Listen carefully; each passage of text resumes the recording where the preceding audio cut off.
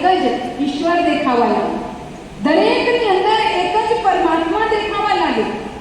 પણ આત્માને ન ઓળખવાને કારણે જીવ આવા કાર્ય કરતો હોય છે. અને એના માટે આ સુંદર એવી જે સંસ્થા અહીંયા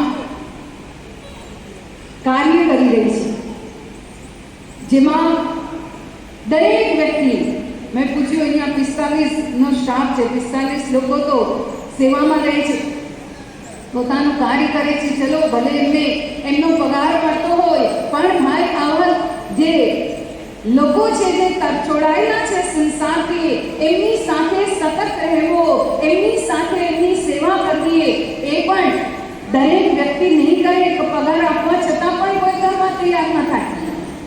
એ તો જેના હૃદયમાં ઈશ્વર વસી ગયા, જેના મન મંદિરમાં હૃદય પરમાત્મા વસી ગયા હોય, એ આવું કાર્ય કરવા તૈયાર થાય.